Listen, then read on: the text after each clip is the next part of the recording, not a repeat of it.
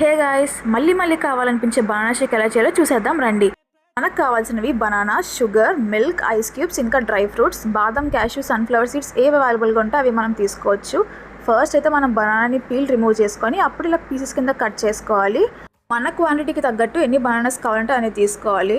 ఇప్పుడు మిక్సీ జార్లో కొంచెం బనానాస్, కొంచెం మిల్క్, కొంచెం షుగర్ అలా కొంచెం వేసుకుంటూ వెళ్ళాలి. కానీ మనం డ్రై ఫ్రూట్స్ అప్పుడే వేయం, లాస్ట్ టాపింగ్ కింద అయితే వేస్తాం. అన్నీ వేసేసిన తర్వాత మనం ఇప్పుడు మిక్సీ చేసుకోవాలి. అండ్ మన కన్సిస్టెన్సీకి తగ్గట్టు మనం వాటర్ యాడ్ చేసుకోవచ్చు. బాగా చిక్కగా అనిపిస్తే వాటర్ వేసుకోవాలి. అండ్ ఇప్పుడు గ్లాసెస్లోకి సర్వ్ చేసిన తర్వాత మధ్యలో కానీ లాస్ట్లో కానీ ఐస్ క్యూబ్స్ అనేవి యాడ్ చేసుకుంటాం, లైక్ కూలింగ్ ఉండడం కోసం. అండ్ ఇలా మనం డెకరేట్ చేసుకోవచ్చు. హెల్త్ ముఖ్యం కదా బిగ్గులు, అందుకే మనం ఇక్కడ డ్రై ఫ్రూట్స్ని టాపింగ్ కింద అయితే వాడుతున్నాం.